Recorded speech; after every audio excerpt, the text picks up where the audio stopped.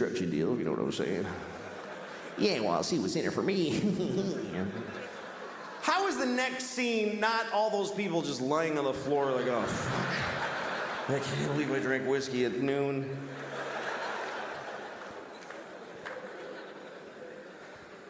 I can't smoke pot, because it's the same thing, I'm too old for it. Sometimes young people come up to me after shows, hey, do you want to smoke some pot? I'm like, can I get my portion to smoke without you alone later? Because I don't want to stand in a parking lot with some 20-year-olds.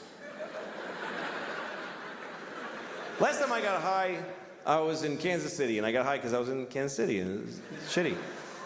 So after the show, so these kids that worked at the club, they're like, you want to smoke some pot? And I'm like, yes. So I'm standing in a parking lot with these kids, like 20 years old, and we're smoking a joint.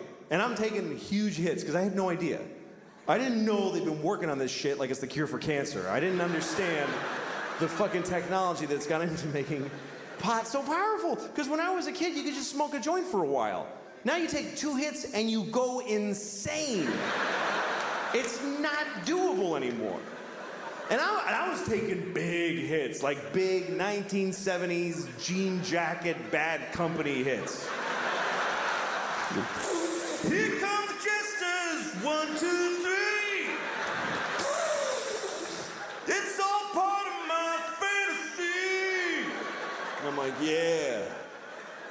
And even the kid with the wooden hole of no ear, the absence of flesh in his ear with wood, I don't know what that is.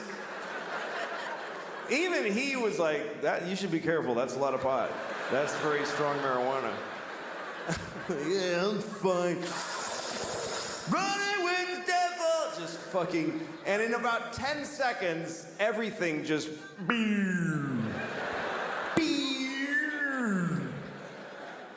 and I'm like, oh shit. This is an ordeal now.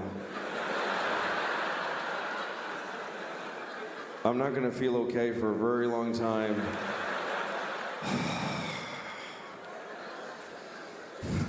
And everybody's just standing around and talking, and I'm hoping, like I'm really hoping that I look like this.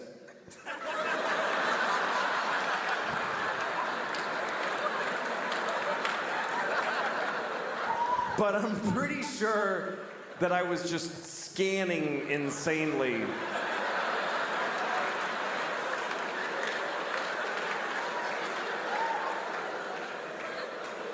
I was actually counting, like, look at her for 5, 4, 3, 2, 1. Switch to him. 5, 4, 3, 2. Randomize. Don't go in the same direction. 5, 4, 3. Nod your head. That looks like you're listening if you nod your head. Ha ha ha. And at one point I realized I need to get out of here because the air is hitting my arm weirdly and they can tell.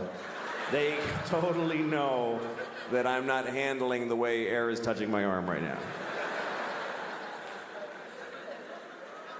Why am I doing that with my hand? That's weird to do that with your hand. Nobody stands like this. Nobody stands like this. Just fucking, no, that's also, that's weird too. That's crazy. Just, shit. I gotta go. But I didn't know how to leave because I had this dilemma. We're all standing in a perfect circle facing each other. And I thought it's gonna be insane if I just turn I'm one person with my back now. Do I just back away like this and hope that they fill in? And then I thought, no, say something. Say something out loud to them that smooths the transition of you leaving. Okay, what do I say? Pick a thing to say. Goodbye. That's a nightmare. That's just goodbye. That's not even, that's just noises. Finally, I walked away and I said, I'm leaving! And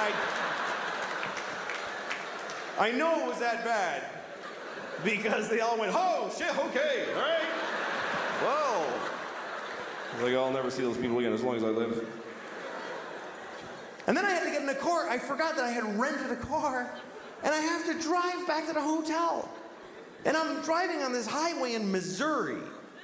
And at one point I realized, I think it's been about 25 minutes since I looked out the front window of this car. I've just been dealing with shit directly in.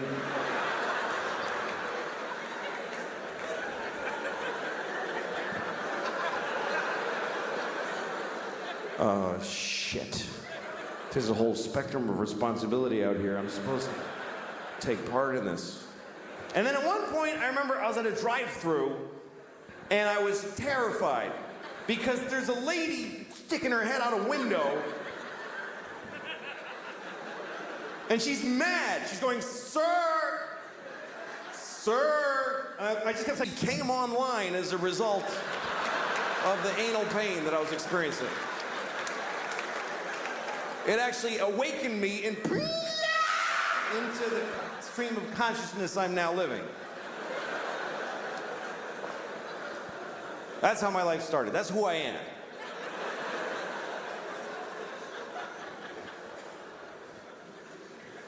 A lot of my memories I don't like.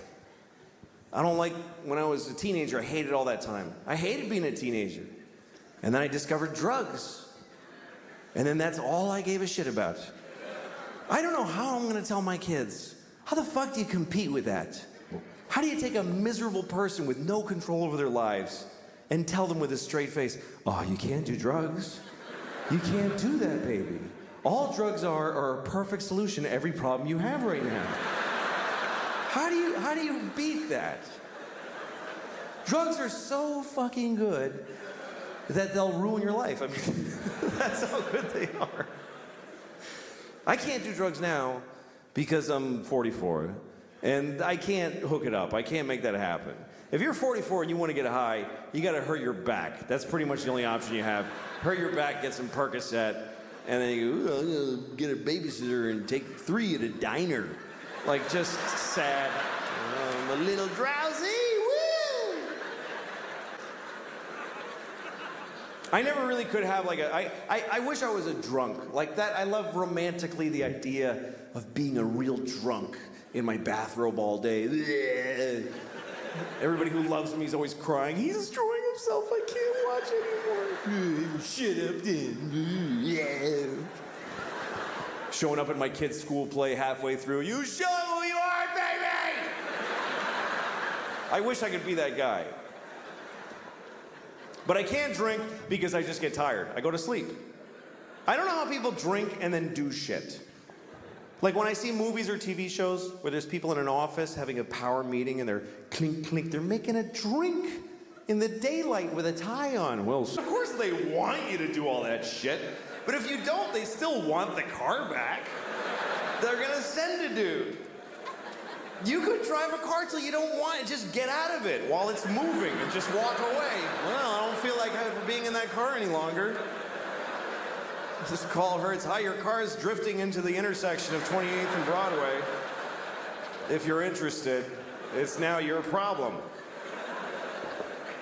But see, this is a terrible realization because you should act in a way that if everybody acted that way, things would work out. You should, because it would be mayhem if everybody was like that. And most people kind of don't care. Most people are very selfish. Most people don't give a shit what happens as long as they get to do their favorite thing. People don't even want to back off from their favorite thing. They won't even do their second favorite thing. Like, you ever seen somebody like they're at an intersection and they want to make a left, but they're in the right, all the way right lane because they messed up. So now they're, okay, here's the guy. He's in the right lane and there's a lot of cars, like 6th Avenue, like a lot of cars. And he wants to make that left. So what does he do? He just does it anyway. He just goes ahead and he just shoves his car through everybody's life without any... And everybody's... Hi. Jesus, man. You just came in my eye. I just want to go downstairs. I don't want to talk.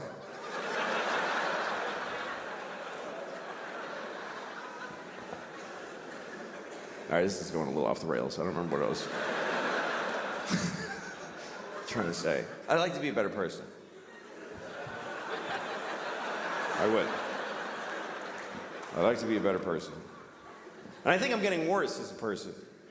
Because as you get older, you start finding out, like, let me give you an example before I rented a car a couple weeks ago in Los Angeles. Had the car for a few days. And then when I went home, I had to drop the car at the rental place. You know, you got to go to the rental place that's off the airport, give them the car, give them your thing with the mileage. You got to get on a bus and then go to your terminal and check in. I was late, and I was worried about missing my flight, so I knew I had no time to do any of that. So I never did this before. I just drove my car right to the terminal and just left it there. And I got on the plane. And once I was on the plane and I had a little moment, I called Hertz, and I said, hey, listen, your car is sitting out in front of Terminal 4, and the keys are in it. So that's where it is. And the guy was like, you can't do that. You have to return it to this location and then get... And I go, well, I didn't do that already. And now I'm leaving California. So if you want your car, you need to go to that place where it is. And he was like, oh, Jesus, man. All right, we'll get it. And that was the end of it. And I realized I could do this every time. Every time I run and outraged, and you always see the guy go, I have to. There's no other possible thing I could do. What else could I do except go up one more block and then go left and take 4 seconds? That's not my favorite way, though. That only meets 99% of my criteria. But I'm selfish. I would like to be a better person because I got kids, and I want to, you know, pass on a better. But sometimes it's not clear what the right thing is to do. Like one time, I threw a candy wrapper on the street, and I didn't do it like, yeah. I just, yeah, take that shit straight. I did it because I was, you know, like shaking. I wanted the candy.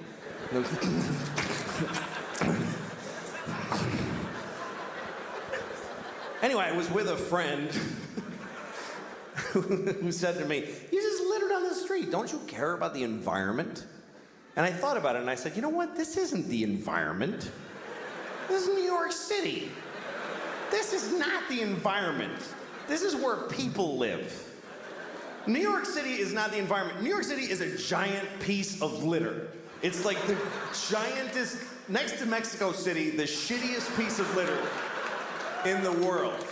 Just a pussy, runny, I never even really seriously came close. And here's the worst part. I still just enjoyed the fantasy for myself to enjoy.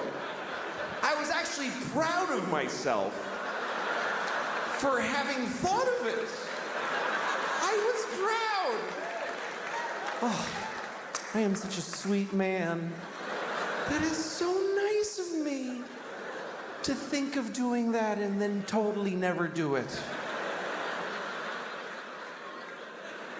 At least you should be good just to the people, just turn a good face to the people that you see in life. I don't do that either. Because when I get in the elevator in my building, that's my first contact with human beings always, after being home and just being disgusting for hours. Then I come out in the elevator, and there's always a guy in my elevator who's nice, and I hate it. I get really upset when people say nice things to me. That's not a good impulse. I get in the elevator, and there's always this one guy who he sticks his face right in the front of his fucking head, and he just floats it out there like a big balloon, you know? Hey, how's it going? I get upset, I get cagey, I get this weird impulse that I want to come on his face. I don't know why that's the thing, but that's what I think about, is that I wish I could just secrete cum without the sexual workup, like, as a defense, you know, like a squid or a skunk.